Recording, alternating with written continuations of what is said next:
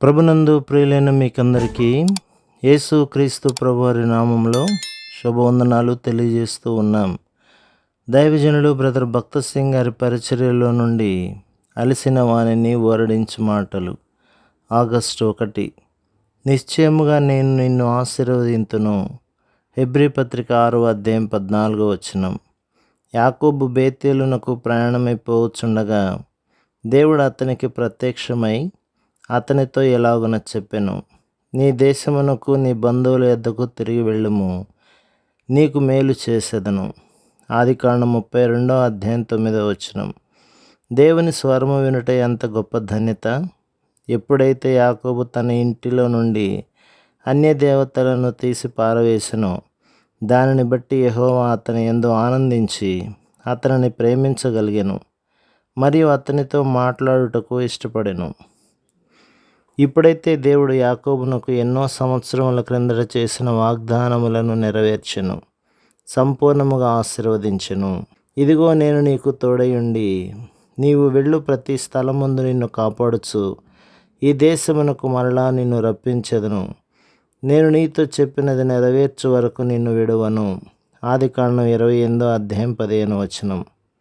మనలో చాలామంది ఆయా సందర్భములలో అనగా క్రొత్త సంవత్సర దినమున, పుట్టిన దినమున లేక ఏదైనాను ప్రత్యేక సందర్భములో దేవుని నుండి వాగ్దానములను పొందుదుము.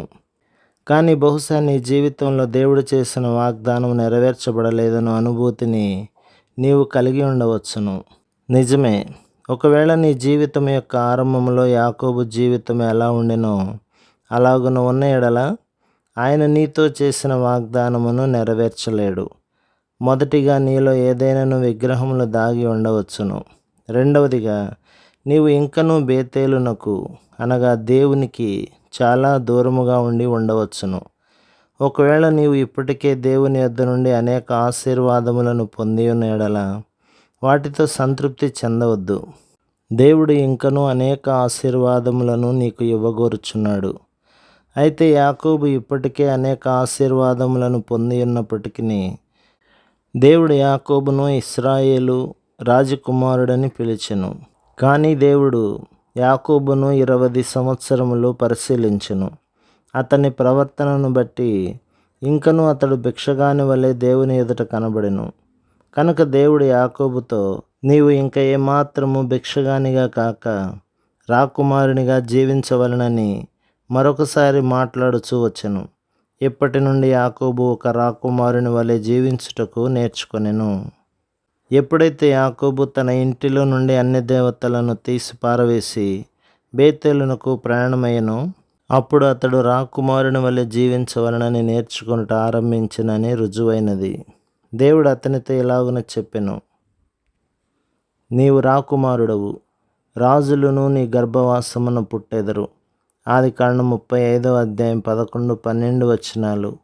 అప్పటి నుండి యాకోబు దేవుని కుమారునిగా, ప్రవక్తగా మరియు స్నేహితునిగా ఉండే అనుభవంలోనికి వచ్చెను. అందుచేతనే అతడు చనిపోకముందు తన కుమారులందరినీ పిలిచి దేవుని ఆశీర్వాదములతో ఆశీర్వదించెను. మరియు దేవుడు, నేను సర్వశక్తిగల దేవుడను, నీవు ఫలించి అభివృద్ధి పొందుము అని యాకోబుతో చెప్పెను. నీవు కూడా రాజకుమారుడుగానై దేవుని శక్తిని నీ జీవితంలో అనుభవించగలవు. నీవు ఎన్నటెన్నటికీ అధైర్యపడువాడవుగా ఉండవు. ప్రభు మిమ్మును, మీ కుటుంబమును, మీ సంఘమును దీవించి ఆశీర్వదించునుగాక. ఆమేన్. అప్పుడు అతడు రాకుమారుని వలె జీవించవలనని నేర్చుకొనుట ఆరంభించినని రుజువైనది. దేవుడు అతనితో ఇలాగున చెప్పెను, నీవు రాకుమారుడవు, రాజులను నీ గర్భవాసమున పుట్టెదరు. ఆదికాండం 35:11-12. అప్పటి నుండి యాకోబు దేవుని కుమారునిగా, ప్రవక్తగా మరియు స్నేహితునిగా ఉండే అనుభవంలోనికి వచ్చెను.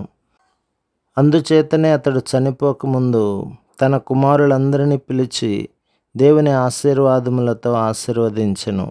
మరియు దేవుడు, నేను సర్వశక్తిగల దేవుడను, నీవు ఫలించి అభివృద్ధి పొందుము అని యాకోబుతో చెప్పెను.